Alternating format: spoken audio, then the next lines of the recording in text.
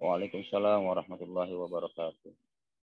Alhamdulillah wassalatu wassalamu ala Rasulillah wa ala alihi wa sahbihi wa mawalah. Rabbi shrah li sadri wa yassir li amri wa hlul 'uqdatam min lisani yafqahu qawli. Subhanaka la 'ilma lana illa ma 'allamtana innaka antal 'alimul hakim.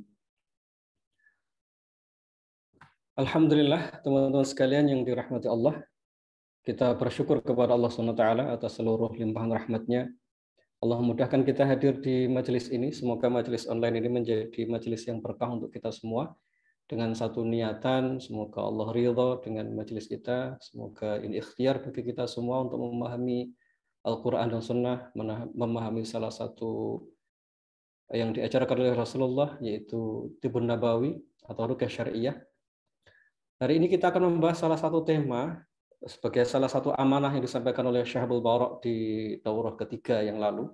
Kita diminta untuk membangun sinergi dengan dunia kedokteran atau dunia medis. Sinergi ini bukanlah tanpa alasan, karena memang ada beberapa bagian dalam dunia ruqyah syariah itu yang beririsan. Ya, ada tema-tema yang beririsan, dan kita perlu mendapatkan banyak informasi dari berbagai sudut pandang ilmu pengetahuan. Teman-teman sekalian, karena waktu malam hari ini agak terbatas untuk Dr. Dhani, nanti insya Allah dari sudut pandang terapi Qurani akan saya sampaikan setelah Dr. Dhani menyampaikan materinya. Hari ini insya Allah kita akan bersama beliau sampai jam 9 atau 9.15. Nanti setelah itu beliau akan ada kegiatan.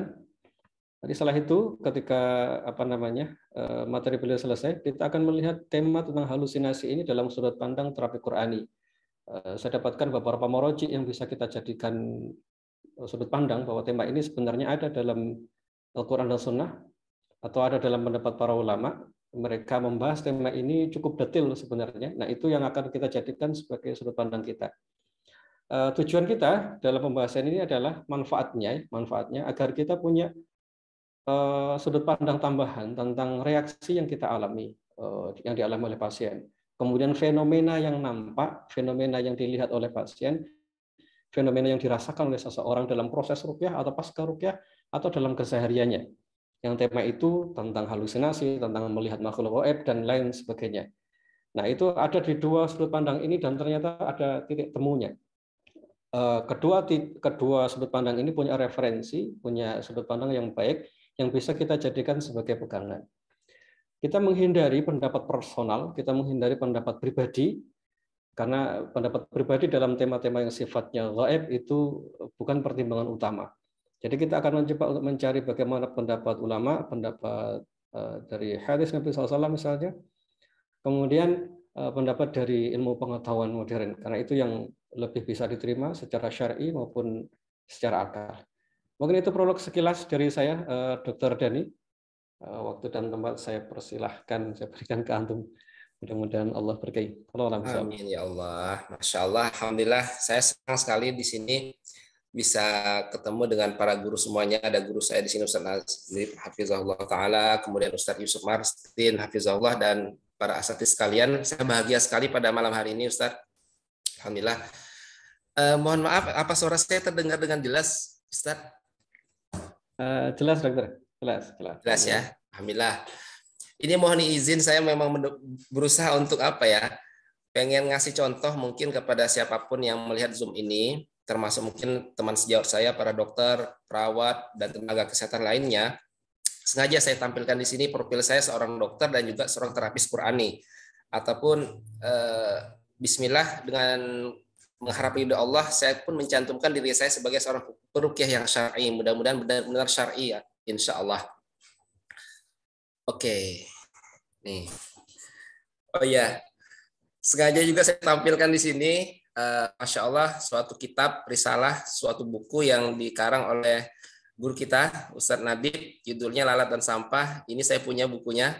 Masya Allah, sangat menginspirasi sekali bagi saya pribadi. Mudah-mudahan ikhwah sekalian bisa mempelajari kitab ini.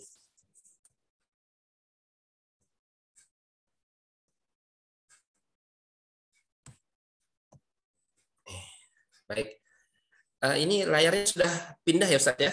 Sudah tampil ke layar yang kedua ya? Iya, jelas. Baik. Baik. sahabat-sahabat sekalian, para ustadz, para asatiz, sahabat-sahabatku dari berbagai macam profesi. Mungkin di sini ada tenaga kesehatan, ada ustadz, ada peruqyah, ada herbalis, ada terapis tradisional. Pertama-tama saya ingin mengucapkan terima kasih yang sebesar-besarnya bahwasanya sahabat-sahabat semua, para ustadz semuanya sudah berperan aktif dalam menjaga atau memelihara kesehatan fisik dan mental masyarakat kita. Saya ucapkan terima kasih sekali. Karena walaupun bagaimanapun teman-teman di luar medis dalam hal ini adalah seorang peruqyah, herbalis, terapis yang lain memiliki peran yang banyak dalam menjaga kesehatan masyarakat kita dan memberikan banyak kebaikan. Alhamdulillah. Nah, di sini saya ingin menampilkan beberapa tokoh. Nah, sebetulnya kalau kita bicara tentang kesehatan jiwa, kesehatan mental, itu banyak sekali guru-guru besar kita, dalam hal ini kita sebut profesor di bidang akademik, ahli di bidangnya, dan beliau adalah seorang muslim yang insya Allah taat, soleh. Nah, kita mulai dari yang pertama, Profesor Dr. Dadang Hawari, psikiater, hafizahullah, rahimahullah, guru besar kedokteran jiwa di Indonesia. Kemudian Profesor Dr. Malik Bagri, rahimahullah, beliau juga seorang guru besar di bidang psikologi di internasional. Kemudian guru saya juga, guru para psikiater, yaitu Profesor Dr. Andi Chandra, psikiater konsultan hafizahullah. Beliau adalah seorang ketua umum Psikiater Indonesia atau PDSKJI, seorang guru besar kedokteran jiwa di Indonesia, hafizahullah. Kemudian di bidang psikologi, di sini ada Profesor Dr. Khairul Anwar, Master hafizahullah taala, beliau seorang guru besar psikologi internasional. Jadi diundang di negara-negara barat justru, Masya Allah. Juga pernah ke Indonesia beliau. Jadi artinya, saudara-saudaraku semuanya, bukanlah suatu hal yang aneh sebetulnya kalau kita menggabungkan antara Islam, Al-Quran, Sunnah dengan kesehatan mental. Bukan suatu hal yang aneh lagi. Bahkan Profesor Dadang Hawari rahimahullah menulis suatu kitab, suatu risalah, suatu karya.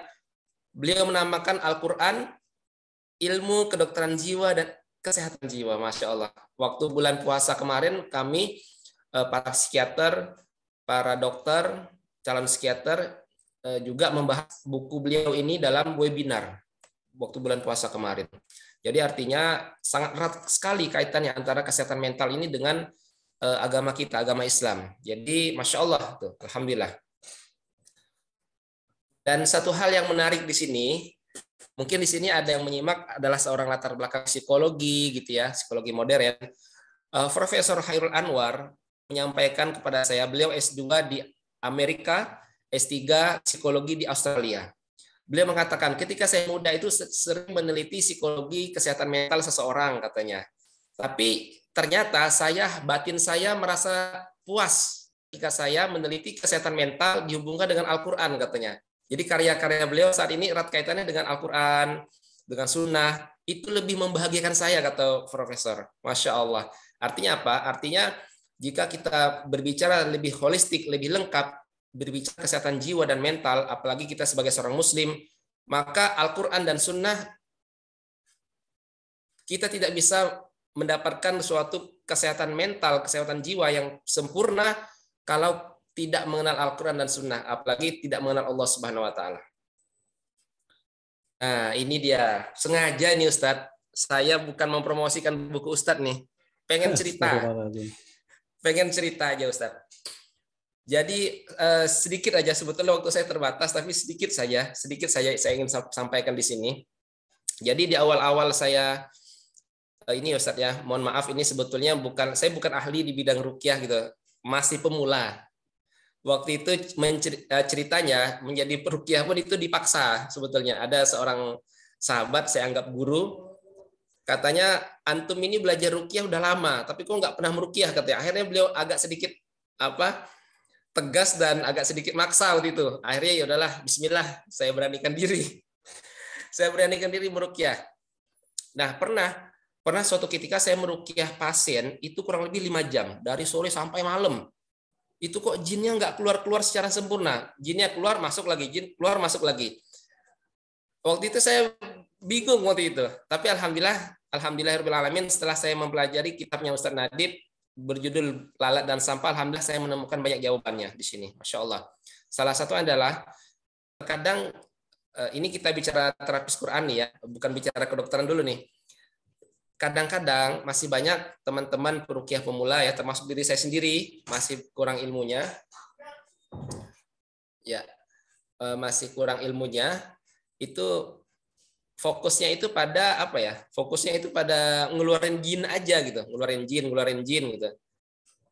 Itu mungkin benar adanya, karena ini kan bicara jin adalah bicara tentang hadis Rasulullah SAW, ada dalilnya.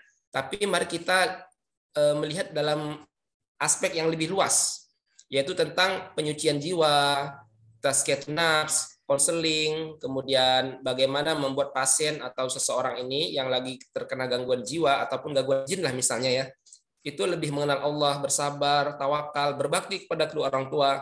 Nah, di salah satu bab di buku ini disebutkan berbakti kepada kedua orang tua, bahkan kepada kerabat orang tua, itu salah satu amal ibadah yang insya Allah menjadi salah satu amal yang besar istimewa di hadapan Allah dan bisa menjadi pemutus gangguan-gangguan jin insya Allah. Jadi menarik sekali. Nah, ini sebetulnya tambahan aja ya, tambahan aja. Ini tampil di layar tapi tidak perlulah saya jelaskan. Nanti dibaca aja karena ini kan ada rekaman juga ya. Ini. Jadi sebetulnya kalau menurut internasional ya, yaitu WHO ataupun yang lain, kemudian undang-undang di negeri kita yang dinamakan sehat itu ternyata ada 4 aspek, yaitu sehat raga, jiwa, sosial, dan spiritual. Ya. Jadi tidak kita sampingkan itu masalah agama dalam aspek kesehatan. Nih, nah ini dia. Sebetulnya ini saya mau jelasin panjang lebar sebetulnya ini. Tapi takut waktunya nggak cukup. Tapi intinya adalah ini sebetulnya apa ya, wilayahnya Ustaz Nadib sebetulnya yang bisa lebih detail menjelaskan masalah ini. Tapi berbicara tentang kesehatan mental dan solusinya, kalau menurut hemat saya kita bagi menjadi 2, yaitu tazkiyatun nafs, mensucikan jiwa, dan membacakan Al-Quran, ruqyah.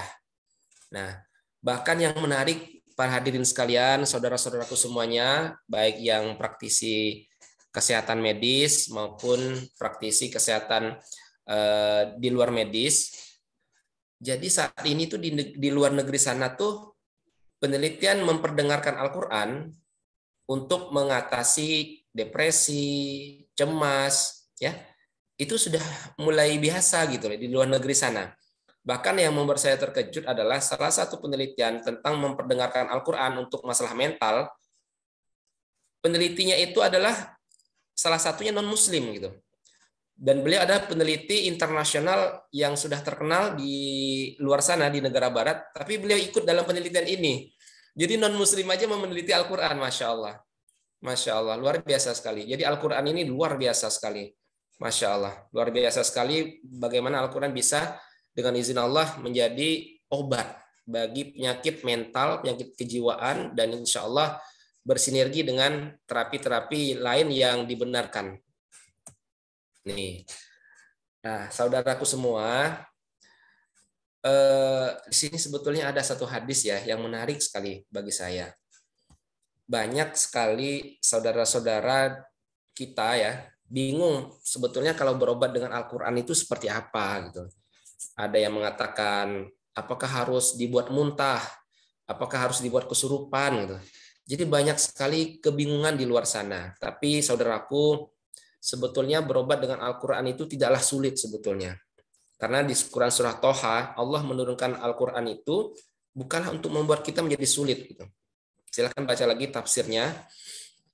Nah, bahkan di suatu hadis yang menarik di sini, Rasulullah SAW dalam sebuah hadis riwayat Bukhari, ya, ternyata pernah menyuruh Ibnu Mas'ud radhiyallahu anhu, silakan baca Al-Quran.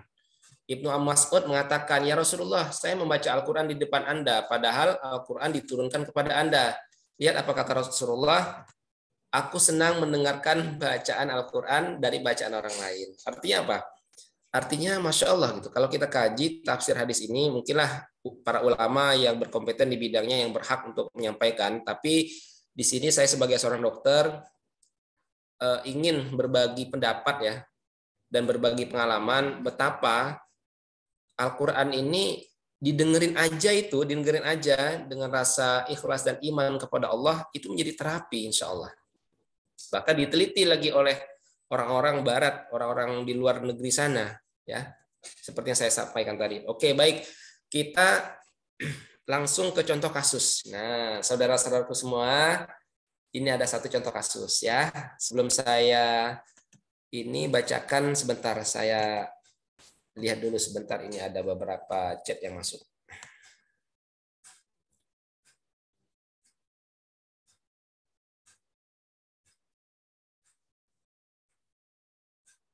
Oh ya, ini hanya 100 orang aja yang masuk ya.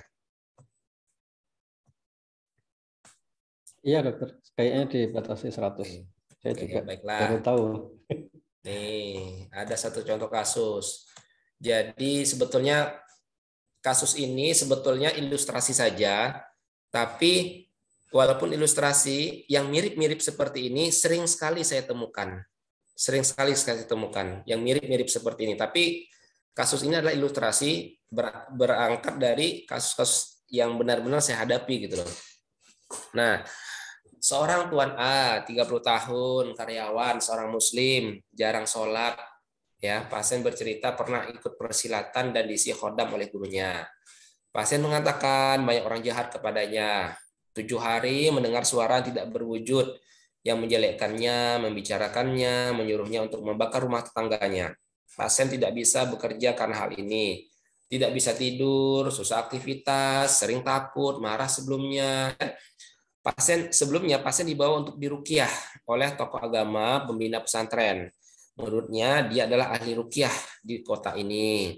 Pasien kemudian disuruh tidak memakai baju dan celana, kemudian berendam dalam kolam, disuruh membawa ayam jantan sejumlah tanggal lahir pasien, dibacakan bacaan yang tidak jelas bunyinya, lafalnya sulit untuk dipahami, bacaannya juga tidak jelas apakah ini Al-Quran atau bukan. Kemudian pasien tidak sembuh ternyata setelah diobati oleh yang katanya seorang peruqyah tadi tidak sembuh. Kemudian dia juga mengatakan jangan berobat ke dokter atau ke rumah sakit jiwa karena nanti penyakitnya tambah parah. Nah, jadi saudaraku semua, para guru, para ustadz sekalian, hal-hal seperti ini tuh banyak ya terjadi dan apa ya, membuat citra agama itu menjadi jelek ya. Sebentar.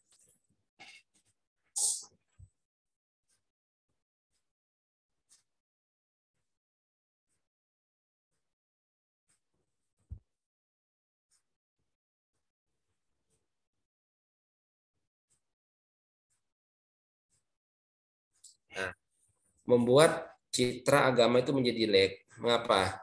Di satu sisi para dokter beranggapan itu pasien diruqyah tapi kok penyakitnya tambah parah.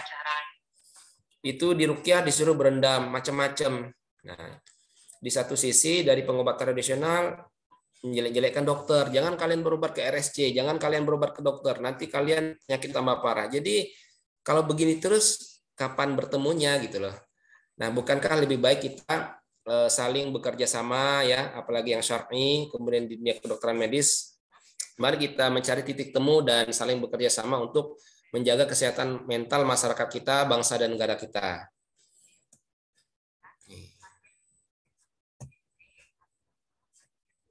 Nih, ya. Lanjut Kak, lanjut. Sebentar.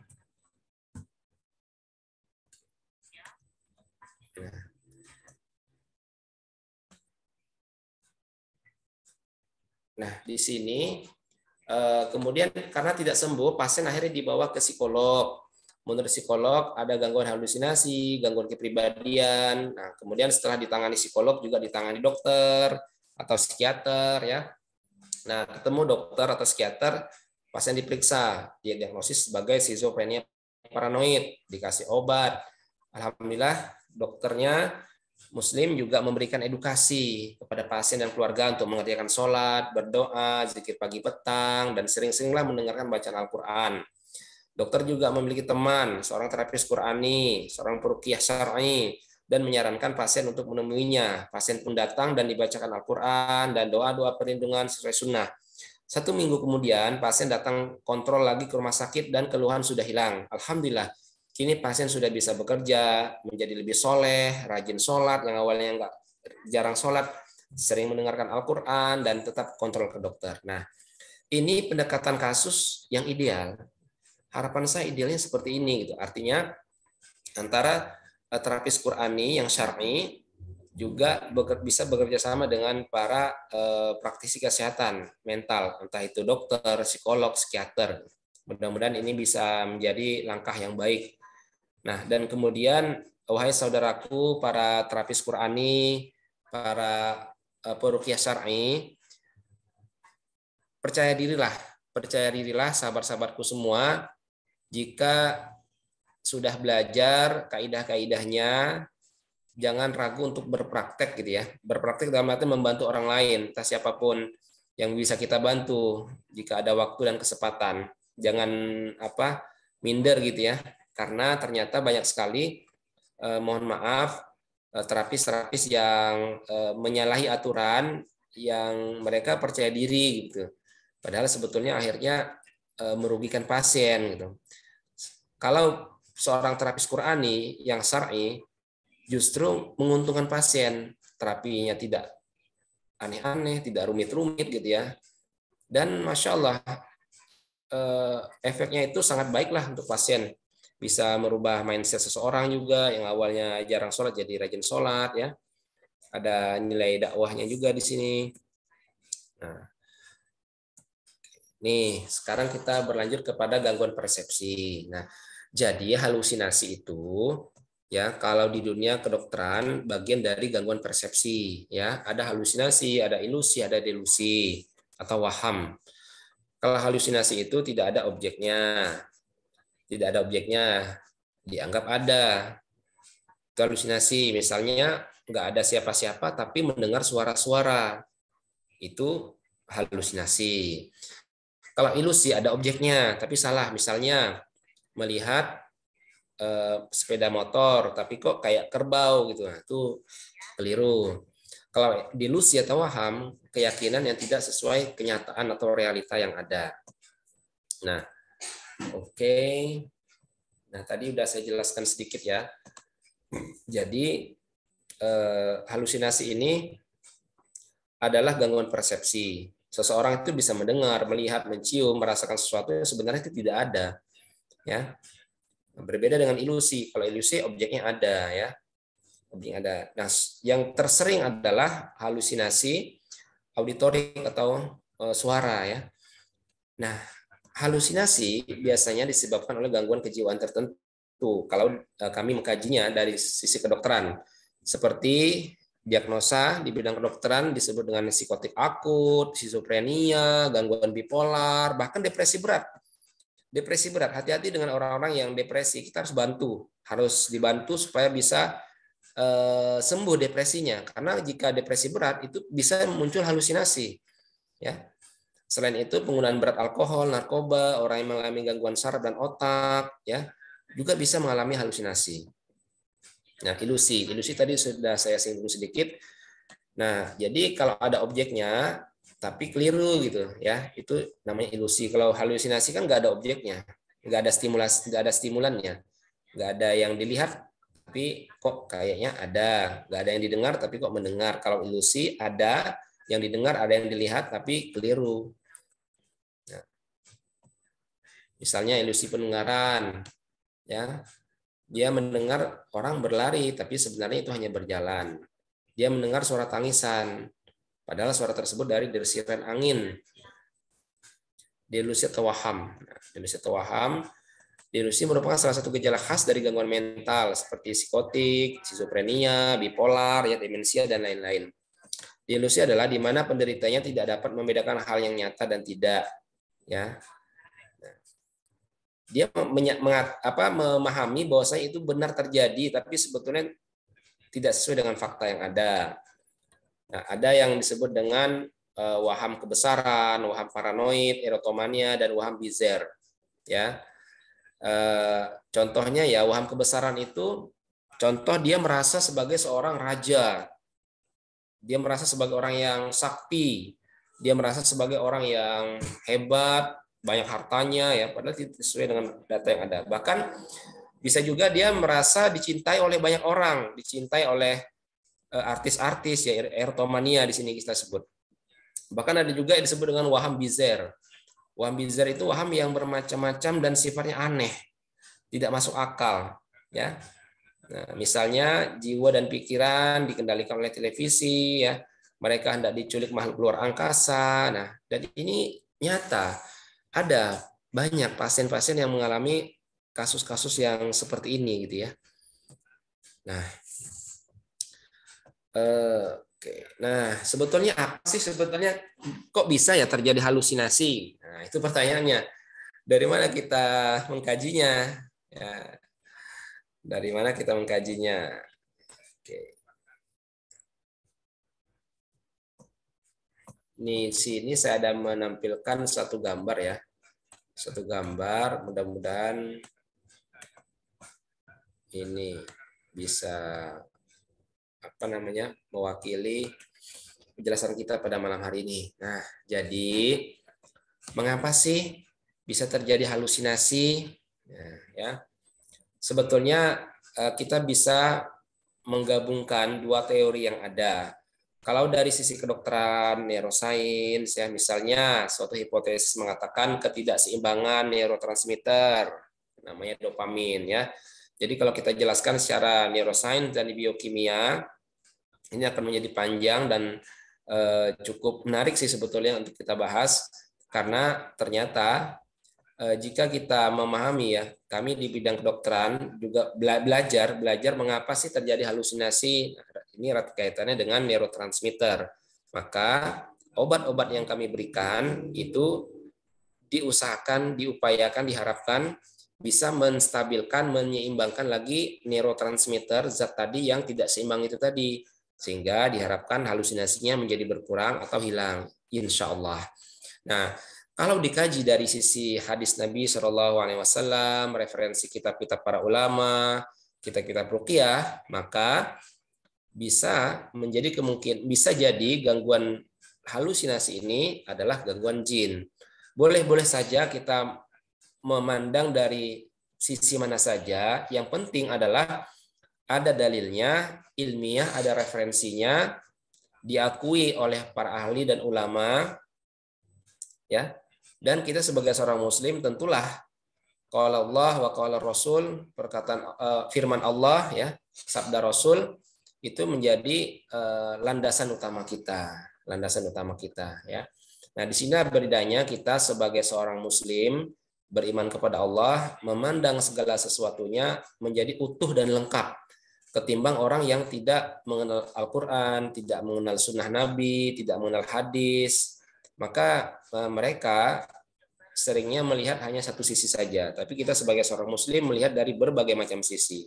Alhamdulillah, di sinilah keuntungan kita sebagai seorang yang beriman kepada Al-Quran, kepada sunnah, dan mengamalkannya.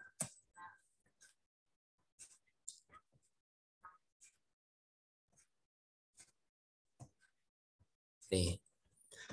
Jadi ya Allah, kalau halusinasi itu memang berat, ya, kasihan pasien itu kalau mendengar suara-suara yang nggak ada wujudnya, kasihan memang.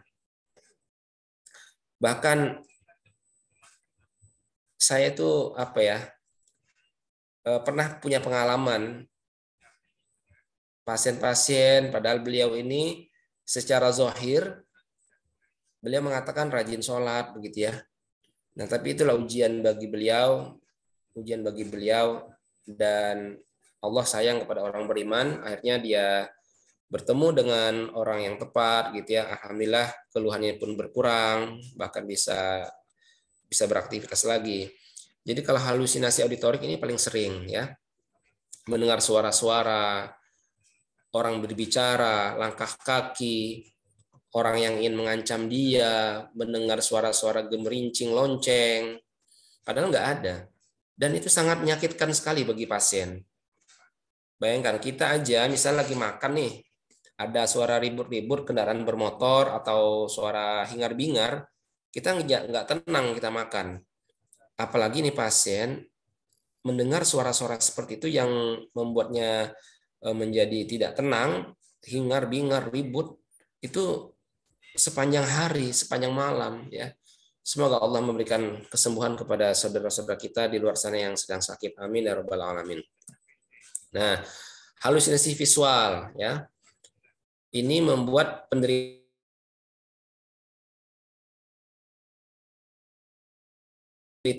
ya bisa objek, bisa manusia, bayangan,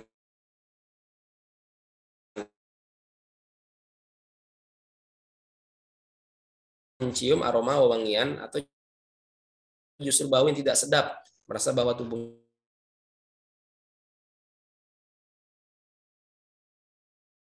beran ya, rasanya kok aneh ya, minum atau makan sesuatu kok rasanya aneh. Suara atau taktil ketika seseorang merasa disentuh atau digelitik oleh orang lain, padahal tidak.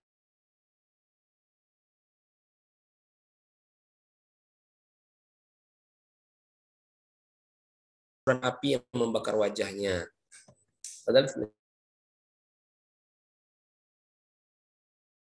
ternyata tidak. Sekarang gimana ngobatinnya gitu loh.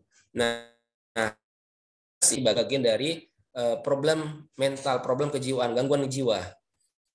Nah, kalau kami sebagai dunia medis, kedokteran jiwa, kedokteran medis secara modern, tentu kami berusaha untuk membantu pasien, ya. Mudah-mudahan pasien berkurang gejalanya, bahkan insya Allah bisa beraktivitas kembali sebagai sehari-hariannya, bekerja, gitu, beribadah, sholat. Yang pertama, tentu sebagai dokter kami memberikan obat-obatan, ya. Tapi tidak semua pasien kami kasih obat. Tentu ada tujuan indikasi keilmuan, tidak sembarangan. Dan dokter pun pastilah memberikan edukasi penjelasan, Ibu, Bapak dikasih obat ini, mengapa, tujuannya seperti ini. Dan pasien pun bebas bertanya, Dok, kenapa saya dikasih obat ini? Dok, berapa hari? Dok, bagaimana ini kontrolnya dan lain-lain. Itu berhak pasien untuk bertanya kepada dokter.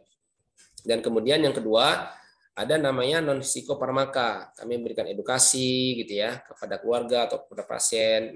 Nah, sebagai seorang muslim, saudara-saudaraku semuanya, dokter-dokter muslim, kemudian saudara-saudaraku di luar medis, ini pengetahuan penting bahwasanya memang akan insya Allah lebih bermanfaat dan lebih cepat insya Allah penyembuhannya jika kita menggabungkan dengan terapi Al-Quran. Baik itu membacakan, mendengarkan, ya, ajarkan pasien zikir pagi petang, ya. Kemudian diruqyah dengan bacaan-bacaan sesuai Al-Quran dan Sunnah, ya. Kemudian penyucian jiwa atau tazkiyatun nafs. Nih, nah, jadi ada beberapa istilah di sini, ya. Ada dua buku panduan di bidang kesehatan mental, kedokteran jiwa dalam menentukan diagnosis pasien apa sih gitu. Nah, yang pertama kalau di Indonesia itu namanya PPDGJ, Pedoman Penggolongan dan Diagnosis Gangguan Jiwa di Indonesia. Yang ketiga, PPDGJ 3. Nah, kalau di dunia internasional namanya DSM-5 TR, Text Revision, Diagnostic and Statistical Manual of Mental Disorders. Nah, jadi praktisi kesehatan mental medis gitu ya, kemudian yang secara ilmiah mempelajarinya di bangku-bangku kuliah, di bangku-bangku akademik, ini menggunakan buku-buku panduan seperti ini. Nah, jadi kita tidak memberikan diagnosa tanpa panduan, apa tanda-tanda depresi, ya, ada 3 gejala utama, 7 gejala tambahan. Nah, contohnya seperti itu. Nah, oke.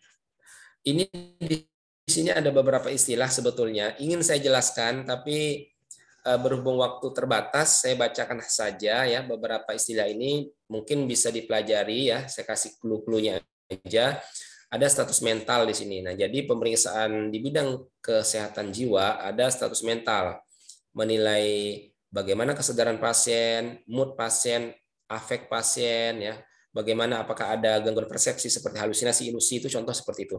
Psikotik, neurotik. Nah, psikotik ini gangguan kejiwaan. Nah, kalau ada pasien mengalami halusinasi, waham, delusi, ilusi, nah ini sudah masuk dalam golongan psikotik. Kalau yang neurotik itu seperti kecemasan yang tidak ada gejala halusinasinya gitu ya. Jadi kalau psikotik ini khas ya pasien-pasien halusinasi ya. Kemudian skizofrenia juga salah satu nama diagnosis ya. Diagnosis ada kriterianya, salah satunya juga adalah halusinasi ya, gangguan persepsi. Tapi sini ada beberapa pembagiannya, ada paranoid, ada katatonik, hebefrenik dan lain-lain. Jenis-jenis skizofrenia. Kemudian bipolar yang sering juga sepertinya saat ini sering dibahas. Nah, bipolar ini mudahnya untuk difahami adalah 2 sisi. Bi itu kan 2 polar kutub, 2 kutub. Jadi suatu kondisi gangguan mental, gangguan kejiwaan di mana seorang pasien ini terkadang moodnya naik gitu ya, manik atau turun depresi gitu. Jadi bisa semangat berlebihan, senang berlebihan, bahkan satu kondisi bisa sebaliknya, bisa sedih berlebihan dan lain-lain. Depresi, sedih, ansietas, cemas, kemudian ada juga namanya gangguan kepribadian. Kami di sini mengkaji beberapa gangguan kepribadian, ada skizoid, paranoid, skizotipal, cemas penghindar, macam-macam gangguan-gangguan kepribadian. Jadi seseorang itu bisa terkena gangguan kepribadian. Nah, kemudian, peran obat-obatan kejiwaan, psikofarmaka tadi saya sudah singgung sedikit, peran Al-Quran juga sudah. Nah, peran konseling, wawancara, edukasi, penyucian jiwa, tazkiyatun nafs pada kasus kejiwaan. Saudaraku sekalian, siapapun yang menyimak tayangan ini, entah itu tayangan live ataupun ulang, mari kita mencontoh Rasulullah SAW. Kita pelajari bagaimana Rasulullah berkomunikasi. Rasulullah berkomunikasi dengan para sahabat, dengan istri beliau, ya, dengan anak kecil. Di situ kita akan mendapatkan rumus-rumus tentang konseling yang terbaik menurut saya. Bagaimana kelembutan Rasulullah, bagaimana Rasulullah bisa mengambil hati.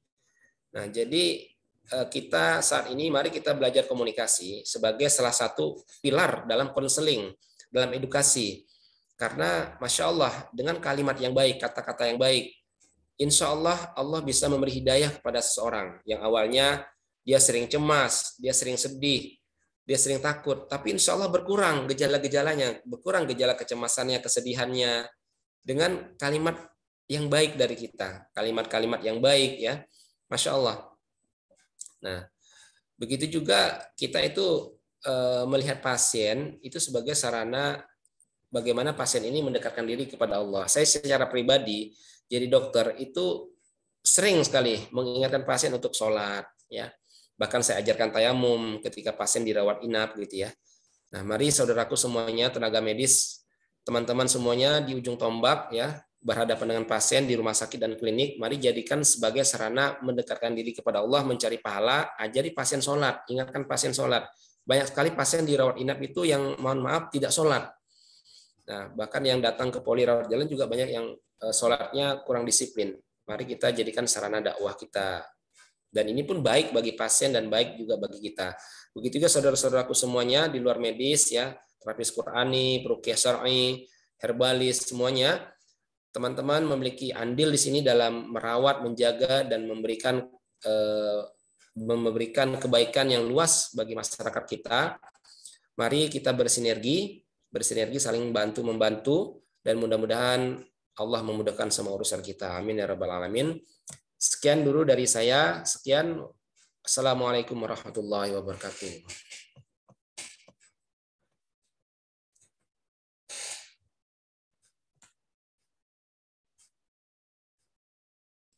Waalaikumsalam warahmatullahi wabarakatuh. Alhamdulillah.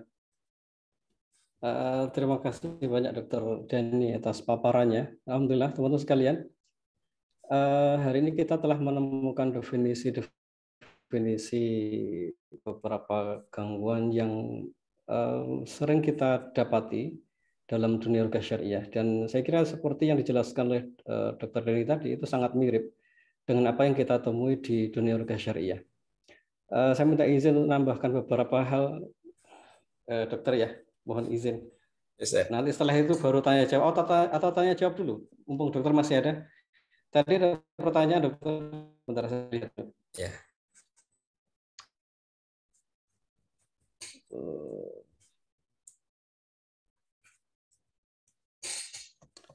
Kalau kejadian seperti di pikiran, melihat detail rumah beserta isi rumah berjalan terus pikiran itu, terlihat nyata detail tata letak kamar, tata letak ada kamar, dapur secara detail di pikiran.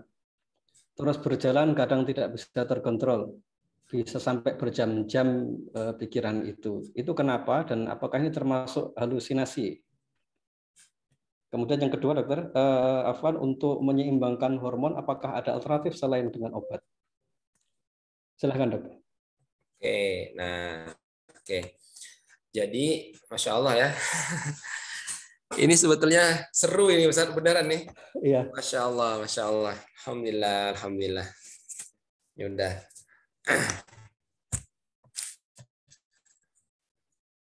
Oke, nah kita kan kembali ke definisi ya. Kembali ke definisi. Gangguan persepsi, ya contohnya ada halusinasi, ada ilusi, ada delusi atau waham. Kalau halusinasi ada objeknya, tidak ada objeknya. Misalnya kita mendengar suara-suara padahal tidak ada orang yang berbicara. Kita seakan-akan melihat rumah yang berjalan padahal tidak ada rumah yang berjalan. Itu namanya halusinasi. Nah, secara visual kita melihat, secara indera pendengaran kita mendengar, tapi tidak ada wujudnya, itu halusinasi. Kalau ilusi, itu ada wujudnya. Misal kita mendengar suara orang berteriak-teriak, marah-marah, padahal itu hanyalah suara orang yang berbicara seperti biasa. Atau pada kasus melihat monster misalnya, padahal yang dilihat anaknya misalnya, itu berarti ilusi, ada objeknya.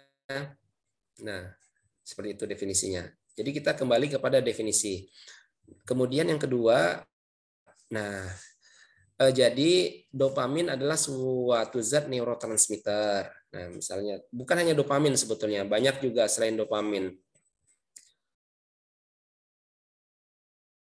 Jadi memang Allah itu Maha Kasih dan Sayang kepada para hambanya, Ar-Rahman Ar-Rahim. Nah, kalau kita kaji ya, kaji betapa banyak ya hadis-hadis Nabi terkait dengan kesedihan, misalnya kita ambil contoh kesedihan di sini, karena kesedihan atau depresi juga bagian dari diagnosis gangguan jiwa di buku-buku kedokteran jiwa, dan bahkan bisa terjadi halusinasi pada depresi berat. Depresi berat bisa terjadi gangguan psikotik, terjadi halusinasi juga. Jadi jangan anggap remeh suatu kesedihan, suatu depresi, harus tepat ditangani. Dan Masya Allah, betapa banyak Rasulullah mengajarkan solusi tentang depresi, tentang doa gitu ya, bahkan diajarkan doa untuk mengurangi kesedihan. Nah, jadi bisakah neurotransmitter ini seimbang tanpa bantuan obat? Misalnya pada kasus depresi ringan, bisakah depresi ringan diobati tanpa obat, misalnya ditangani tanpa obat? Jawabannya adalah bisa. Nah, sesuai panduan depresi ringan itu masih ada tempatnya diberikan edukasi, pencerahan. Kalau dalam bahasa Islam ya, salah dari pasien kita arahkan yang benar, yang baik, yang mencerahkan, itu bisa ditangani tanpa obat. Nah, kalau kami di kedokteran jiwa, jadi artinya bisa seseorang itu dari manifestasi depresi ringan. Nah, depresi ringan di sini juga terjadi ketidakseimbangan neurotransmitter. Nah, tapi menurut prosedur protap, buku-buku panduan itu bisa ditangani tanpa obat. Artinya apa? Bisa, insya Allah pada kasus-kasus yang ringan tertentu bisa seimbang tanpa obat. Bisa seimbang tanpa obat. Nah, bisa seimbang tanpa obat ya. Oke, itu dulu jawaban dari saya. Dokter, berarti depresi itu juga menyebabkan apa namanya neurotransmitternya juga ada masalah ya? Iya, Ustadz. Ya, jadi gangguan mental seseorang itu depresi, ansietas, cemas, ya kan tubuh kita ini kan Ustadz terdiri dari apa ya? Sistem saraf, ya ada hormon, ada sistem kardiovaskular, jantung dan pembuluh darah, ya ada sel. Nah, ada kalau di bidang apa ya kesehatan mental tuh yang sering dibahas tuh neuroscience. Nah, neuroscience ini yang paling sering dibahas lagi neurotransmitter, karena neurotransmitter yang nanti akan hubungannya dengan gangguan mood, gangguan depresi, bahkan skizofrenia juga, gangguan apa halusinasi. Nah, jadi kami itu membahas dari sisi organiknya juga, apa yang terjadi pada tubuh seseorang, apa yang terjadi pada otak seseorang, neurotransmitter seseorang ketika dia sedih, ketika dia cemas, ketika dia bahagia, bahkan ketika dia mau buang air kecil, mau buang air besar, apa yang terjadi pada kimiawi yang pada tubuh manusia. Itu kami belajar seperti itu, Ustaz. Nah, bahkan ketika kita bicara, mendengar dan melihat saat ini pun terjadi kimiawi di organ-organ kita gitu, organ penglihatan, organ pendengaran gitu, dan lain-lain. Masya Allah. Begitu pentingnya akhirnya kita menjaga sisi kejiwaan kita ya dengan tazkiyatun nufus, zikir dan ini dapat lagi dari Butiso. Autism didiagnosa dengan DSM-5. Saya tidak paham DSM-5. Gimana, dokter? Jadi sebetulnya DSM-5 tadi kan ini Ustaz, diagnosis kitab atau buku panduan diagnostik gangguan mental internasional yang diakui oleh dunia internasional. Kalau di dunia internasional itu DSM-5 text revision yang terbaru. Kalau di Indonesia itu internasional DSM-5, di Indonesia PPDGJ yang ketiga. Ya, kalau bahas autisme ini akan panjang lagi ya. Panjang lagi kita beda bahasan. Kita beda bahasan. Nanti kalau saya jawab bisa lama saya ngomong ini. Kita skip dulu kalau gitu, yang sesuai penjelasan tadi. Baik, ini ada pertanyaan tentang konsumsi obat untuk gangguan bipolar. Kira-kira perlu berapa lama dan bagaimana kehalalan obat-obat dalam kejiwaan? Nah ini yang sering apa ya ditanyakan ke pasien, ditanyakan oleh pasien. Dok, minum obat ini berapa lama, Dok? Katanya. Kapan lagi saya minum obat? Kapan saya dosisnya dikurangi? Kapan begini dan begini, Dok? Ada juga masalah kehalalan. Nah, jadi begini. Jadi mari kita berpikir lebih ini ya, lebih realistis. Nah, sekarang contoh misalnya demam. Di zaman Rasulullah belum ditemukan namanya parastamol. Kata Rasulullah, jangan kalian mencela demam, ya. Nah, jangan mencela demam. Kemudian demam ini juga menghapuskan dosa manusia, ya. Dan beberapa sisi positif jika kita ingin berpikir positif tentang demam. Tapi di zaman itu tidak ada parastamol. Nah, tidak ada parastamol. Rasulullah mengajarkan tentang doa dan terapi-terapi nabawiyah yang lainnya. Di zaman ini, di zaman modern, ada nama parastamol. Nah, ada namanya parastamol. Nah, ketika kita lagi demam, misalnya, kita diberikan dua pilihan. Apakah kita mau minum obat, misalnya parastamol atau tidak? Nah, kita kan diberi pilihan nih. Kalau saya pribadi, ya, saya akan mengacu pada teori yang ada. Jika misalnya, ya, demam ini suatu simptom ya, suatu gejala, suatu tanda di mana demam ini masih fine saja, masih baik-baik saja. Maksudnya kita masih bisa makan, masih bisa aktivitas, masih bisa sholat, masih bisa ngaji, tidak terganggu karena demam kita. Ya enggak apa-apa, bismillah, mudah-mudahan demam ini menghapuskan dosa-dosa kita. Tapi misalnya karena demam ini qadarullah, kita jadi susah sholat, susah ngaji, susah ke masjid, susah beraktivitas, susah mencari nafkah, susah berdakwah, susah kuliah, susah belajar. Nah, kita hari ini diberikan kemudahan oleh Allah. Ada ternyata obat yang bisa mengurangi demam. Kalau kita minum obat ini, insya Allah secara teori kedokteran modern demamnya turun. Kan? Pertanyaannya, kita dihadapkan pada dua pilihan. Tentu pilihan yang terbaik menurut saya ya, kalau kita minum obat ini, kemudian kita bisa nyaman, kita bisa sholat, bisa ibadah, dan obatnya pun halal, ternyata parastamol banyak juga halalnya. Gitu. Ya, sah-sah saja. Nah, sekarang itu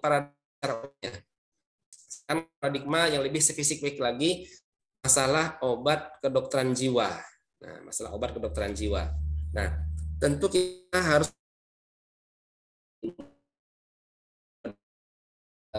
atau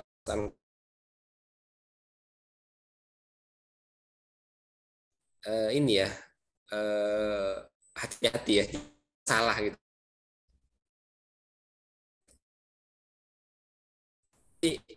Saya tadi di slide fatwa, kalau nggak salah fatwa Lajnah Daimah atau ulama di Saudi. Nah, itu ditanya tentang salah satu nama obat-obat kejiwaan.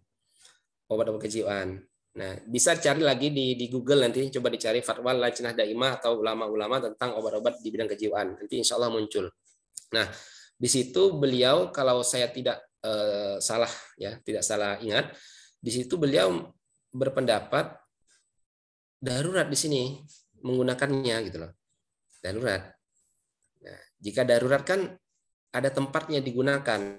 Kalau misalnya sampai mengganggu seseorang, sampai membuat orang tuh mau membakar rumah seseorang, tentu ini adalah suatu hal yang darurat, menjaga diri, keselamatan jiwa, ya, tentulah halal untuk digunakan. Apalagi saat ini banyak juga obat-obat jiwa itu yang resmi halal MUI gitu ya. Pernah saya lihat, saya cek, labelnya halal ternyata gitu loh. Nah, sampai kapan minum obat? Tentu sampai kapan minum obat, tentulah harus berdasarkan arahan yang ahli di bidangnya. Artinya hal ini kan psikiater, dokter yang paham tentang keilmuannya. Dan banyak juga alhamdulillah pasien-pasien itu yang bisa berkurang dosis obatnya. Bahkan bisa lepas obat dalam satu waktu bisa, alhamdulillah. Nah, artinya apa? Artinya jika kita itu berdasarkan prosedur yang ada, kemudian disiplin, kemudian edukasi yang baik, maka insya Allah bisa baik juga hasilnya gitu loh. Sekian dulu dari saya. Jazakallah khair,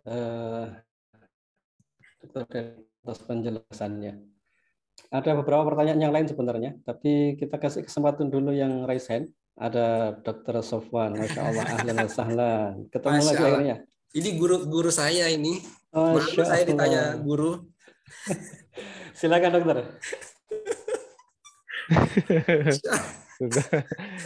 Jadi salting. Ini kan jadi seru reunian begini. Dibilang guru saya jadi salting ini. Assalamualaikum. Ya, ini mungkin mewakili banyak keresahan atau diskusi monolog di masing-masing pasien atau orang awam, dok. Kan kita tahu bahwa di Islam itu sudah ada kaidah bahwa iman itu wajar naik dan turunnya. Dan para sahabat pun sampai khawatir dirinya adalah masuk kategori munafik ketika merasa imannya turun. Rasulullah tenangkan bahwa ya sesuatu yang wajar lah. Nah, makanya harus sering-sering berkumpul dengan orang yang soleh. Lalu disambungkan atau berkaitan dengan kalau ada gangguan kejiwaan, artinya imannya lemah, begitu. Nah, bagaimana kita menyikapinya? Karena langsung banyak itu, baik itu gangguan mental, gangguan jiwa yang ringan-ringan, yang masih bisa aktivitas dengan normal, tapi kemudian wah kamu imannya lemah begini atau tanpa dibilangin terus dia ngerasa aduh iman saya lemah bagaimana gini. Nah, jadi bagaimana sikap kita yang tepat, bagaimana memahaminya gitu, jangan nanti monolog lama-lama depresi sendiri gitu maksudnya. Baik, sekian dok. Assalamualaikum. Alhamdulillah. Silakan Dokter Dani. Masya Allah, ini bisa kita buat satu kajian Zoom ini Ustadz. Bisakah orang beriman Disambung nanti. terkena gangguan mental atau gangguan kejiwaan? Ini Ya. bagus sekali kajiannya. Jadi begini, terkadang saya pribadi ya juga berpikir, pasien yang datang ini rajin sholat secara zohir, penampilannya juga secara zohir itu soleh gitu ya. Bahkan ada pasien saya juga terbiasa dengan kajian tuh nggak asing lah begitu. Kadang saya nge-share juga jadwal kajian, silakan datang bang, saya bilang. Nah, tapi kok bisa terkena gangguan jiwa ya? Nah di sini kita kembalikan kepada kaidah menurut saya. Kepada kaidah, kalau misalnya orang beriman, kan sakit itu kan pada orang beriman kan bisa ini ya, bisa sebagai penghapus dosa, ya, bisa juga sebagai meningkatkan derajat dia di hadapan Allah jika dia ikhlas dan bersabar. Gitu. Nah, gangguan mental, gangguan kejiwaan, ini kan bagian dari penyakit ya, bagian dari penyakit, misalnya halusinasi misalnya, ini bagian dari penyakit. Nah, jika beliau adalah orang beriman, orang yang taat kepada Allah, maka kita akan kembalikan kepada kaidahnya lagi. Sakit pada orang beriman itu kan menghapuskan dosa dan meningkatkan kehadiran Allah. Entah itu sakitnya demam, entah itu sakitnya apa gitu ya. Bagi orang beriman kan begitu. Makanya di sini peran kita membesarkan hati pasien. Pak, Bapak ini misalnya tema kita halusinasi, ada gangguan persepsi, halusinasi, ini insya Allah mudah-mudahan menghapus dosa-dosa Bapak, meningkatkan derajat Bapak di hadapan Allah. Kemudian sambil kita cari solusinya. Apa yang menyebabkan dia ini terkena halusinasi? Kita kaji bagaimana beban mentalnya selama ini, stresornya, depresinya apakah ada. Nah, kalau ternyata karena depresi yang berat, karena stresor masalah yang tidak tertangani, maka kita bantu untuk menyelesaikan, memberikan arahan supaya lebih longgar. Nah, di sini perlu juga konseling di sini. Nah, konseling keluarga kita kaji lebih dalam apa sih masalahnya.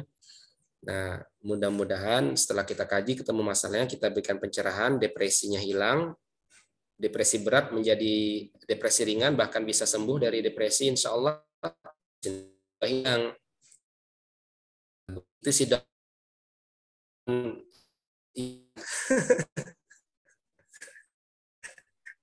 Alhamdulillah. Ya, kaidah bahwa iman itu akan berpengaruh dalam semua hal, itu benar sekali. Misalnya ketika seseorang beriman, semakin baik imannya, maka insya Allah dia akan mudah keluar dari problem psikis. Tetapi pemahaman ini ya, tidak dibalik, itu maksudnya berarti yang sedang depresi, sedang sedih, berarti dia imannya sedang turun. Tidak demikian. Karena kesedihan itu sama seperti kemarahan, kesedihan itu sama seperti sakit yang setiap orang bisa mengalaminya. Sebagaimana Nabi Yakub, beliau juga mengalami kesedihan. Jadi ini hal yang lazim, hal yang biasa, sebagaimana sakit pada umumnya. Jadi iman itu berpengaruh dalam proses kesembuhan, tetapi yang sedang sakit itu tidak berarti dia sedang tidak beriman. Justru mungkin dia sedang berada di puncak keimanannya, karena dia sedang menjalani sakitnya dengan sabar. Justru mungkin berada dalam amal terbaiknya malahan. Ya, kita doakan untuk saudara-saudara kita yang sedang sakit, semoga mereka menempati kedudukan itu. Yang dari tadi raise hand, Bu Puji Umu Atifah, monggo silakan. Bisa dinyalakan mikrofonnya, Bu Puji. Belum menyimak? Atau Bu Ida, silakan Bu Ida. Bu Ida yang raise hand barusan? Oh, enggak ada. Ya sudah, Mbak Niken. Mbak atau Ibu ini? Oh, Bu Ida, mohon maaf. Silakan Bu Ida.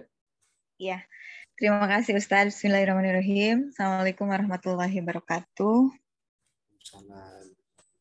Yang saya hormati Dr. Dani dan Ustaz Nadib, semoga Allah muliakan pula. Izinkan saya ingin konsultasi ya dokter. Ceritanya begini, ada mahasiswa saya yang sepertinya kalau saya lihat ciri-cirinya itu sekarang beliau sedang mengalami halusinasi yang cukup berat. Awalnya masih bisa mengikuti perkuliahan dengan agak normal, tapi makin ke sini dia sering teriak-teriak, kemudian pas kejadian terakhir itu sedang memukul-mukulkan kepalanya ke tiang listrik. Lalu ada mahasiswa lain yang melaporkan kepada saya dan teman-teman dosen dia gitu. Nah sekarang mahasiswa ini kalau di kelas sering senyum-senyum sendiri gitu dan sudah mulai jauh sekali gitu nyambungnya dengan dengan kami ini kalau diajak ngobrol. Barangkali untuk kali ini saya ingin minta saran praktisnya aja, Dok. Kira-kira apa yang harus saya dan dosen-dosen lain lakukan gitu ya untuk menangani mahasiswa ini begitu. Barangkali itu Ustaz Nadib, terima kasih. Jazakumullah. Bu, sebentar Bu. Iya, ya Dok. Itu orang tuanya masih ada nggak Bu? Orang tuanya masih ada, kalau digali sedikit oleh pembimbing akademiknya, ini kayaknya si mahasiswa ini belum bisa menerima kenyataan, Pak. Dok, jadi orang tuanya asalnya orang kaya, kemudian sekarang jatuh gitu ya, jadi dia serba kekurangan, dan sepertinya belum bisa menerima kenyataan itu, salah satu faktor penyebabnya. Dan yang lainnya saya belum menggali lebih jauh lagi, Dok. Namun orang tuanya juga, Dok, karena mungkin sedang mengalami masalah berat juga, akhirnya kurang perhatian juga sama anak ini tuh. Ya Allah, ya Rabbi. Masya Allah. Baik, makasih Bu. Nah, iya sayang, terima kasih Dok. Jadi gini ya Bu. Catatan lagi Dok. Jadi awalnya ketika muncul ciri-ciri dia stres gitu, ada yang menyarankan kamu masuk LDK aja katanya gitu. Nah mahasiswa ini masuk LDK Dok, tapi setelah masuk LDK juga malah tambah berat kayaknya gitu, karena barangkali dia memahami agama juga jadinya bertumpuk-tumpuk dengan masalah yang sedang dia hadapi begitu barangkali.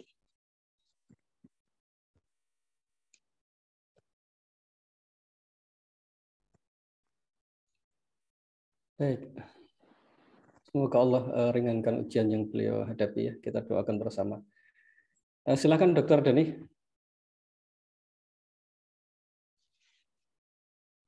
Lagi off kah? Loh. Oh, Masya Allah. Baik, kita tunggu beliau sedang ada sesuatu. Baik, teman-teman sekalian. Mohon izin sebentar, Dokter Dani, nanti kalau sudah siap silahkan langsung raise hand. Dalam Islam ini ada salah satu konsep, yaitu konsep tentang hadis tentang mimpi. Hadis tentang mimpi itu ada tiga. Mimpi itu ada tiga. Yang pertama berasal dari Allah SWT, kemudian yang kedua berasal dari syaitan, yang ketiga berasal dari pikiran kita sendiri atau khitabun nafsi. Jadi apa yang muncul dalam pikiran pada saat tidur itu ada tiga jenis. Pertama ilham dari Allah SWT, kemudian yang ke Dokter Zari sudah oke? Belum? Yang kedua berasal dari syaitan, yang ketiga berasal dari diri kita sendiri. Nah, berdasarkan tiga jenis mimpi inilah kemudian Ibnu Qayyim al-Jauziyah di buku beliau Madarijus Salikin, beliau menjelaskan salah satu fenomena yang terjadi dalam pikiran. Beliau menyebutkan tentang tiga hal yang berbicara dalam rohani kita, berbicara dalam jiwa kita. Yang pertama itu adalah khitab rabbani, sesuatu pembicaraan yang berasal dari Allah SWT. Seperti seseorang yang misalnya seorang ibu yang ingin merawat anaknya, ini feelingnya begitu kuat terhadap anak ini karena ilham dari Allah SWT. Ketika seseorang melihat benar dan salah, bisa membedakan baik dan buruk, itu diantaranya juga karena ilham dari Allah SWT. Kemudian yang kedua ada pembicaraan dari syaitan yang membuat hati kita menjadi resah, menjadi gelisah. Artinya jenis kedua ini adalah gangguan dari jin. Syekh Dr. Yusuf Al-Qardawi ketika beliau menjelaskan riwayat ini, beliau mengutip salah satu kisah tentang Umar bin Khattab ketika beliau ditemui oleh salah satu sahabat, saya lupa namanya sahabat ini. Sahabat ini kemudian bertanya kepada Umar bin Khattab karena beliau telah membuat sebuah keputusan. Keputusannya adalah beliau menceraikan istrinya, kemudian membagi warisnya kepada istri dan anak-anaknya. Karena dia merasa bahwa dia sedang menuju masa sakratul maut. Jadi merasa dia mendekati masa kematian. Kemudian kata Umar bin Khattab radhiyallahu anhu, beliau meminta untuk laki-laki ini rujuk kembali kepada istrinya dan mengambil lagi hartanya. Maksudnya tidak digunakan untuk waris lagi. Karena itu adalah was-was dari syaitan. Nah, Dr. Yusuf Qardawi ketika menjelaskan riwayat ini, sangat sulit untuk membedakan antara ilham dari Allah tadi dengan was-was dari syaitan. Sampai seorang sahabat pun kadang kesulitan untuk membedakannya. Nah, yang ketiga yang ada kaitannya dengan pembahasan kita di hari ini adalah khitabun nafsi, sesuatu yang berbicara, yang bergejolak, yang muncul itu bukan karena syaitan, bukan karena ilham dari Allah, tetapi berasal dari pikiran kita sendiri. Beliau menyebutkan tentang orang yang sedang tazkiyatun nufus, membersihkan dirinya sampai orang ini, sebentar saya izin saya share.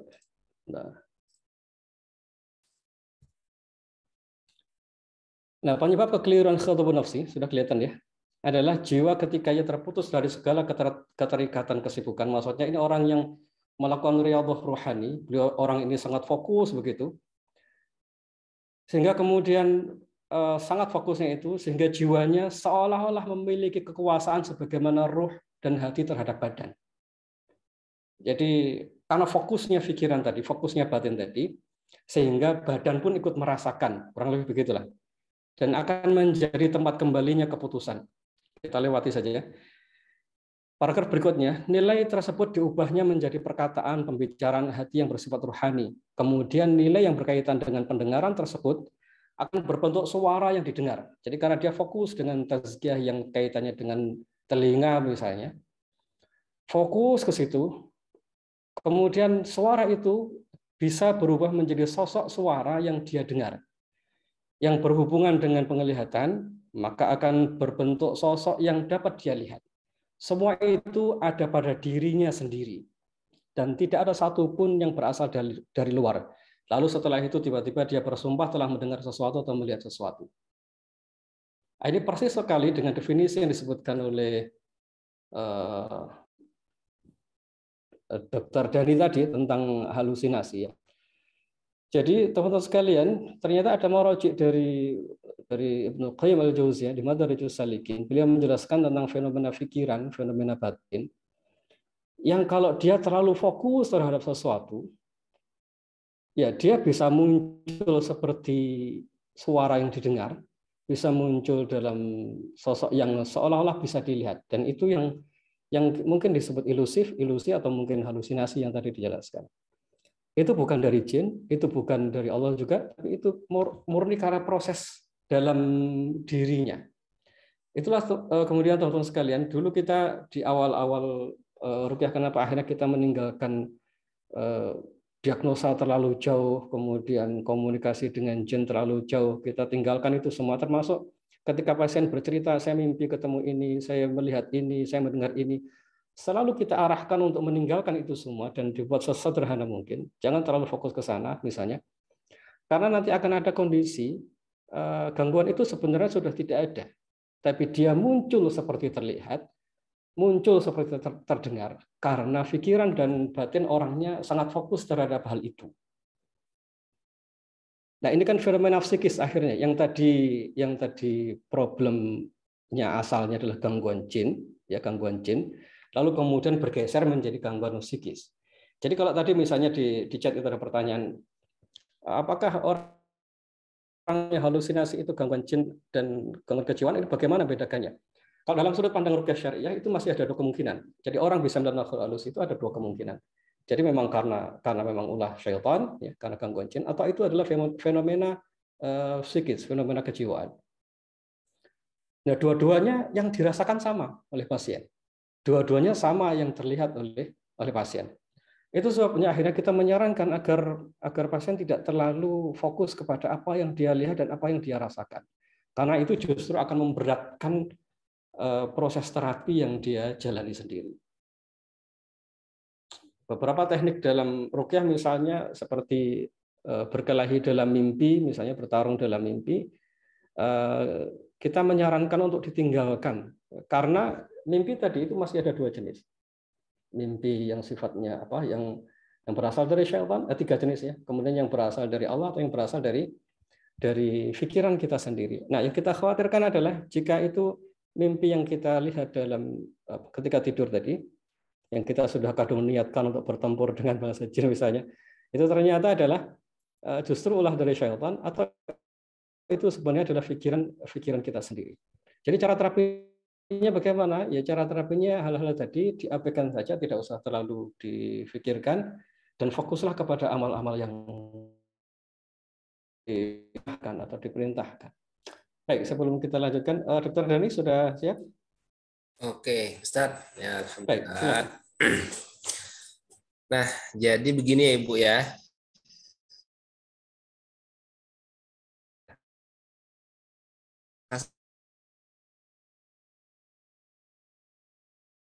Ruqyah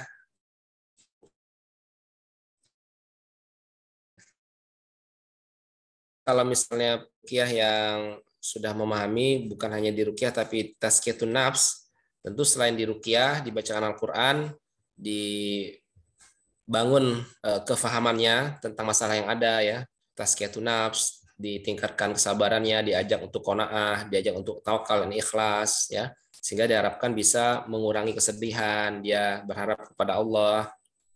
Nah, kalau dokter gitu ya, kalau ini dibawa ke dokter tentulah dikasih obat Bu, tentu dikasih obat karena kan sudah sampai ini ya, merugikan diri sendiri gitu, seperti itu ya, tentulah nanti pasti tetap dikasih obat untuk mengurangi gejala-gejala yang ada. Jadi ringkasnya semua cara ini bisa dilakukan, bisa ditempuh. Kalau dari saya sih itu tadi 3 hal ini bisa dilakukan pada pasien, bisa juga dibacakan Al-Quran, dibangun mindset yang baik, tazkiyatun nafs itu tadi. Yang ketiga, kalau misalnya di sana ada dokter ya bawa ke dokter. Mudah-mudahan nanti bisalah dikasih obat sesuai indikasi, sesuai dengan pengetahuan yang ada, kira-kira obat apa yang cocok untuk mahasiswa ini. Nah, oke. Itu contoh mudahnya ya, Ibu ya, Bu Ida. Jadi kadang-kadang kita itu perlu meluangkan waktu kadang-kadang untuk menangani kasus di bidang kejiwaan itu harus menggunakan waktu yang lumayan juga. Karena menggali masalahnya apa, kemudian memberikan saran atau edukasi atau tazkiyatun nafs, penyucian jiwa waktunya. Kalau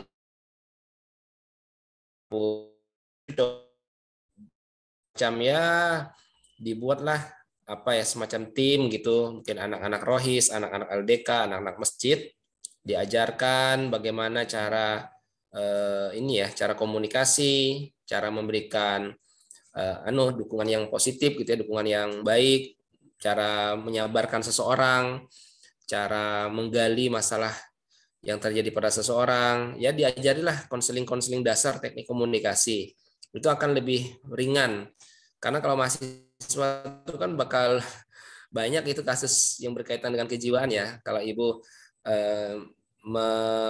menghandle-nya sendiri menjadi berat. Maka coba buat tim, siapa mungkin di sana yang bisa ini apa tergabung dalam tim Ibu gitu. Anak-anak rohis, anak-anak yang apa di masjid, rajin ke masjid, rajin kajian, itu insya Allah biasanya lebih mudah untuk diajari tentang konseling atau tazkiyatun nafs, biasanya seperti itu. Ya, itu dari saya ya Ibu. Oke, Ustadz, ini mohon maaf ini,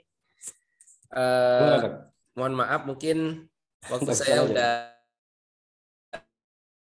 di sini aja. Monggo Ustadz dilanjutkan, mungkin ada Dr. Safwan juga mau menambahkan, silakan. Sebelum saya tutup, saya terima kasih sekali kepada para asatis, para guru, para ustadz semuanya, dan sahabat-sahabat di sini semuanya. Jadi marilah kita di bidang kesehatan mental ini kita bekerja sama gitu. Entah itu dokter, psikolog, perawat, bidan, ya siapapun lah di bidang kesehatan. Karena ini kan di bidang kesehatan, tenaga kesehatan ini kan berhadapan sama pasien. Bekerja sama dengan terapis Qurani, entah itu peruqyah syar'i, atau siapapun lah yang memiliki konsen yang sama. Karena PR kita di masyarakat kita itu saat ini banyak sekali kasus-kasus gangguan mental ya, baik itu yang ringan maupun berat. Mari mudah-mudahan Allah mudahkan ikhtiar ini. Mungkin perlu teknis sih. Kalau teknis sih mungkin kita perlu kajian Zoom satu kali lagi nih. Bagaimana teknisnya bisa kerjasama ini antara dunia medis sama teman-teman non medis gitu ya. Masya Allah. Sekian dari saya mohon maaf kalau ada kesalahan kata, kesalahan tulisan, saya mohon maaf yang sebesar-besarnya. Saya menerima saran dan masukan, kritikan juga monggo, silahkan yang produktif, yang membangun. Terima kasih sekali, mudah-mudahan kita semua selalu sehat walafiat, para guru-guru di sini semua sehat walafiat, para teman-teman sehat walafiat semuanya. Sampai jumpa lagi. Terima kasih. Assalamualaikum warahmatullahi wabarakatuh. Waalaikumsalam warahmatullahi wabarakatuh. Siap diundang lagi nih kayaknya. Siap, insya Allah Ustaz, kapan-kapan kita ngobrol lagi Ustaz. Masih banyak mau saya omongin sebenarnya Ustaz. Insya Allah, karena masih banyak belum terjawab ini. Insya Allah.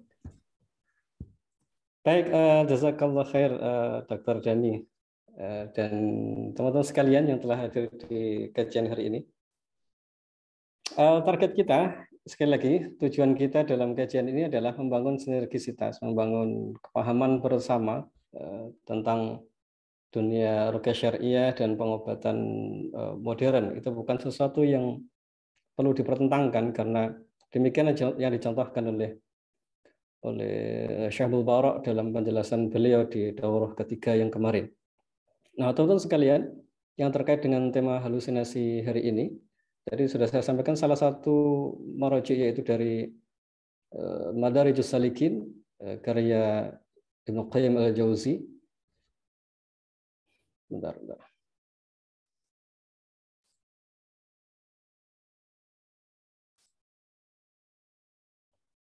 Di buku tersebut beliau menjelaskan salah satu fenomena tentang pikiran seseorang yang itu bisa muncul di penglihatan maupun di pendengaran karena terlalu fokusnya dia terhadap hal itu. Jalan keluarnya kalau dalam konsep terapi ruqyah, sederhanakanlah cara memahami gangguan, ya, sederhanakan cara memahami gangguan jin, sederhanakan cara memahami gangguan sihir dan sejenisnya. Sikapilah dengan sesederhana mungkin. Tidak perlu membawa pemahaman yang terlalu membuat pikiran kita semakin berat. Misalnya jin ini dari mana, asal-usulnya dari mana, yang justru membuat semakin berat. Hal itu sebaiknya diletakkan saja karena toh cara terapinya juga sama. Cara terapinya tidak jauh berbeda, yaitu membaca Al-Quran, tazkiyatun nufus misalnya, atau kemudian sedekah dan lain sebagainya. Syekh Abdul Barak beliau mencontohkan salah satu klien beliau waktu daurah pertama kalau tidak salah, orangnya sedang sakit lama, kemudian beliau waktu malam, si Ummahat ini beliau sholat malam 2 rakaat, dan dalam 2 rakaat itu beliau mengkhatamkan surah Al-Baqarah. Ya, dalam 2 rakaat itu beliau mengkhatamkan surah Al-Baqarah. 2 rakaat salat malam, dan biiznillah begitu selesai 2 rakaat beliau salam, biiznillah seluruh sakit yang beliau rasakan ini hilang. Nah, itu yang beliau ceritakan di daurah yang pertama kemarin. Ini adalah cara terapi yang sederhana. Tidak membutuhkan pemikiran yang terlalu panjang, ini jinnya dari mana, jinnya turunan atau tanjakan, atau dan sejenisnya terlalu rumit.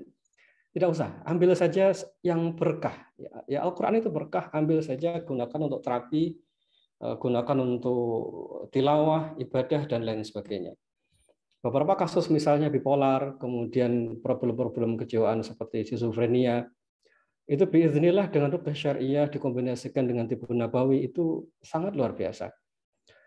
Hasilnya sangat baik. Ini pentingnya kenapa perlu bersinergi, karena memang itu sangat sangat luar biasa manfaatnya.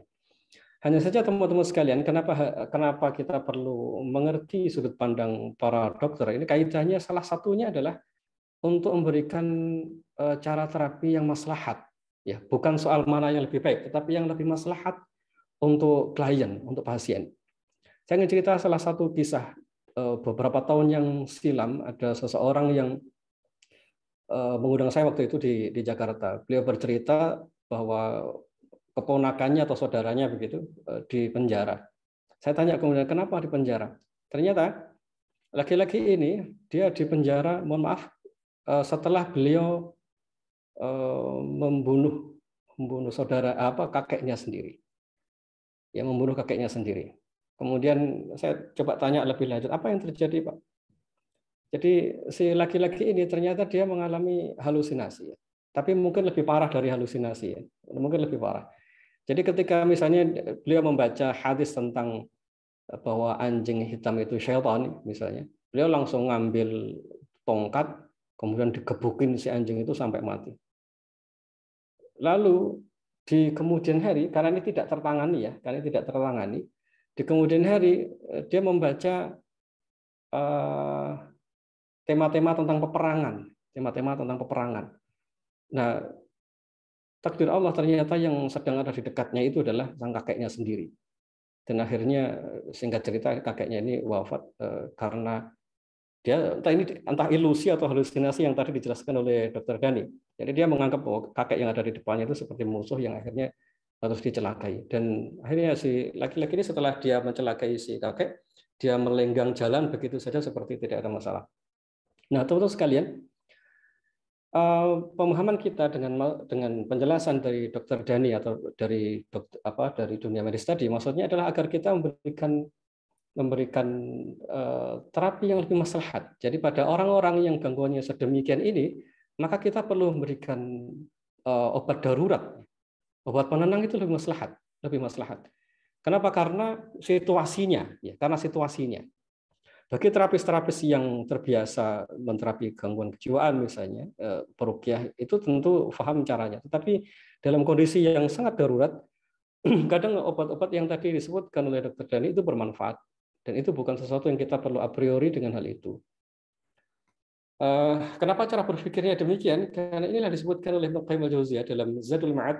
Dia menjelaskan tentang bagaimana timbangan antara obat yang herbalis, alami, atau kimiawi. Beliau menjelaskan dengan dua sudut pandang pula. Yang pertama, orang yang terbiasa pola hidupnya terbiasa dengan herbal, pola hidupnya baik, konsumsinya sehari-hari baik, maka tubuhnya itu lebih respon dengan obat-obat sifatnya alamiah. Tapi bagi orang-orang yang terbiasa hidup di perkotaan, terbiasa dengan makanan instan, terbiasa dengan pola hidup yang tidak sehat, tubuhnya lebih merespon obat-obat kimia. Nah, dalam kondisi semacam itu, yang maslahat untuk dia di awal itu adalah dengan obat kimia itu. Dan nanti tinggal kemudian seiring waktu, tinggal diperbaiki kondisi tubuhnya. Nah, teman-teman sekalian, ini cara berpikir yang menurut saya maslahat untuk kepentingan pasien dan kepentingan kita sendiri. Walau bisawab, apakah ada yang perlu dilanjutkan? Ada yang raise hand? Ibu Mutia, silakan.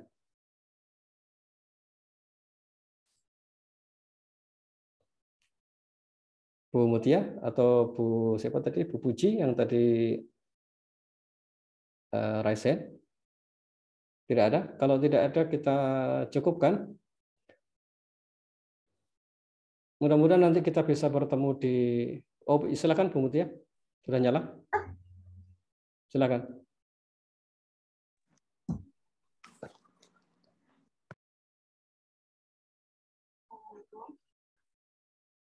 Waalaikumsalam warahmatullahi wabarakatuh. Maaf, Ustaz, saya perlu dulu. Gimana? Saya kesulitan mendengar. Gimana? Apakah saya boleh bertanya dulu? Oh iya, silakan. Ini siapa ini? Ya, bismillah. Assalamualaikum, Ustaz. Izin bertanya. Adik saya dulu sekitar 4 tahun yang lalu pernah masuk RSJ sekitar Lombok di salah satu kota. kemudian sekarang masih ada rawat jalan sih, suntik 1 kali dalam 1 bulan. Sebenarnya tadi tanyanya pas ada dokter jadi kan nggak apa sekarang. Nah kemudian sekarang sudah berkeluarga, sudah punya anak, tapi sholat membaca Al-Quran, kemudian dia ikutin apa kegiatan kayak jalan itu sih, cuman sepeda kawan saya itu sih ya bukan dari sunnah Nabi alias atau bid'ah gitu ya. Kan dia bila dimintain pendapat itu sering bilang, bicaranya juga sama bilang, bekerjanya kan juga itu aspek-aspek, jadi dia itu anaknya mudi terus kurang semangat gitu. Bagaimana ya, apa yang harus saya lakukan? Kalau dulu sih dia cerita pas masuk SD itu karena bapak sama ibu sering bercakap seperti itu, ibu bekerja dengan perhatiin gitu loh. Kemudian dia juga pernah 2 kali putus kuliah, udah nggak mau lanjutin kuliah. Jadi kira-kira terapi apa yang bisa keluarga lakukan? Ustadz Yusuf Fardin bisa bantu saya. Saya kesulitan mendengar, apa sinyal saya yang kurang baik? Sama, Ustaz. Suaranya agak jauh, terputus-putus. Ya, ngapunten, mohon maaf Ibu Puji, saya kesulitan mendengar. Bisa 1-2 kata yang mewakili gitu? Oh, sebentar. Halo, Ustaz, apa udah jelas? Gitu, silahkan. Oh ya, ini adik saya kan pernah masuk RFC ya sekitar 2 minggu. Kemudian dia itu sekarang udah berkeluarga, punya anak 1, masih 6 bulanan ya. Cuman bekerjanya itu kadang mau kerja, kadang enggak, seperti itu, suruh sholat juga susah, suruh ngaji Al-Quran juga susah. Cuman udah jelas belum ya Ustaz? Ya. Ya seperti itu. Kira-kira terapinya bagaimana ya Ustaz? Ibu nanti tetap konsultasi dengan dokter ya. Saya tidak berhak untuk menghentikan pengobatan dari dokter karena itu wewenang dari mereka. Ya. Gimana mungkin terapi tambahannya? Yang pertama sudut pandang yang harus dipakai adalah mereka yang sedang mengalami gangguan seperti yang Ibu ceritakan, gangguan kejiwaan, itu berbeda dengan orang normal. Jadi nanti sarankan untuk salat, sarankan untuk ngaji tetap dilakukan, tetapi jangan dipersepsikan mereka harus sama seperti orang yang lainnya. Jadi keluarga perlu berbesar hati, memang ini kondisinya demikian. Ini ujian. Kemudian yang kedua, menghadapi keluarga yang sedang mengalami problem kejiwaan, ini berat bagi yang sakit dan berat bagi yang menemani. Karena tidak bisa disuruh minum obat sendiri, tidak bisa disuruh istirahat sendiri, karena memang berbeda dengan orang sakit pada umumnya. Jadi yang perlu melipat gandakan kesabaran ini justru keluarga. Itu, jadi sabar Ibu. Kemudian kalau keluarga masih ada, maksud saya yang terutama orang tuanya, Ibu punya peluang besar untuk membawa pada kesembuhan, apalagi tadi baru 2 pekan ya. Beberapa yang pernah saya temui, kalau masih kurang dari 2 pekan atau kurang dari 1 bulan itu, alhamdulillah itu progresnya sangat cepat dengan terapi Al-Quran. Kasihkan herbal yang disunahkan, habatus soda dan yang lainnya, tapi tetap mengikuti panduan dari teman-teman yang ahli di bidang herbal ya. Nanti tanya ke mereka, itu yang pas apa. Kemudian yang kedua, rutinkan membacakan Al-Quran. Ya, rutinkan membaca Al-Quran. Tapi yang pokok, yang awal pertama kali, ayah dan ibunya. Kalau ayah dan ibunya masih ada, minta mereka berdua secara khusus mendoakan Ananda ini. Kalau suaminya ada, minta suaminya untuk mendoakan secara khusus. Tapi yang paling pokok, orang tuanya dulu, ayah dan ibunya mendoakan. Ya, didoakan untuk putrinya ini. Didoakan itu bisa dengan misalnya doa biasa, didatangi putrinya, lalu dipegang, didoakan. Atau ambilkan air zam-zam. Air zam-zam itu, Masya Allah, itu menakjubkan. Nanti beli zam-zam, minta ibu untuk membacakan Al-Fatihah, Al-Falaq, An-Nas, atau ayat apa saja. dengan keyakinan penuh. Sangat baik pula misalnya ibu atau ayahnya bangun malam, sholat tahajud, nanti selesai sholat tahajud, nangis, sujud pada Allah, minta diberikan kesembuhan untuk putrinya. Lalu setelah itu bacakan Al-Fatihah atau yang lainnya di Zam-Zam tadi, kemudian minumkan untuk adik yang sakit tadi secara rutin. Jadi dibacakan atau kemudian diminumkan Zam-Zam. Kalau terapi Al-Quran kurang lebih begitu. Kalau nanti dia sudah mulai bisa baca, sudah mulai mau ibadah, ya berarti bisa menterapi diri sendiri. Tapi jangan langsung diarahkan ke sana, karena memang ini beda dengan orang yang sakit pada umumnya. Jadi begitu cara terapinya. Kemudian kalau ke dokter, ya monggo nanti tinggal dilanjutkan komunikasi dengan dokter. Oh ya Ustaz. Gitu Mohon ya. maaf, mau tanya Ustaz, kalau sekitar daerah Magelang itu ada nggak terapi Quran? Magelang. Insya Allah nanti coba chat di grup ya, nanti saya carikan dulu. Ibu ada di grup kan ya? Gimana Ustaz? Ibu ada di grup, nanti tanya di grup, nanti saya carikan dulu terapis yang di sana. Oh, kemudian iya. Dokter Dani tadi itu di Solo, monggo kalau mau dibawa ke sana. Oh iya Ustaz. Terima kasih ya Ustaz pencerahannya. Semoga Allah berikan kesembuhan. Jazakallah khairan. Baik, teman-teman sekalian, kita di penghujung waktu. Mohon maaf yang raise hand dan yang nanya di chat dan belum bisa terjawab. Dan mohon maaf pula bagi teman-teman yang kesulitan masuk tadi atau terlempar dan tidak bisa masuk lagi. Karena ternyata jumlahnya dibatasi 100 orang. Insya Allah untuk pertemuan mendatang kita akan diskusi dengan Dr. Cahyo. Beliau dokter spesialis penyakit dalam. Kita akan bahas tentang psikosomatis. Itu salah satu tema yang ada dalam Al-Quran, insya Allah nanti akan relevan mudah-mudahan dengan pembahasan beliau. Jadi maksudnya adalah ada di antara kita yang kadang sakit, ngeluh, ini lalu dikira ini gangguan jin, padahal sebenarnya bisa jadi karena problem psikis. Nah nanti kita akan lebih dalam insya Allah di pertemuan berikutnya dengan Dr. Cahyo untuk membahas tema psikosomatis. Begitu kurang lebih kajian kita hari ini, mudah-mudahan bisa diupload secepatnya biar teman-teman yang lain yang belum gabung bisa menyimak. Bagi antum sekalian yang belum gabung di grup, silahkan bisa gabung di grup, bisa chat ke admin. Kita akhiri majelis ini dengan doa kafarah majelis. Subhanakallahumma wa bihamdika asyhadu an la ilaha illa anta astaghfiruka wa atubu ilaik. Walaupun kita ketemu lagi di sesi berikutnya, insya Allah. Kita akhiri. Assalamualaikum warahmatullahi wabarakatuh. Waalaikumsalam warahmatullahi wabarakatuh.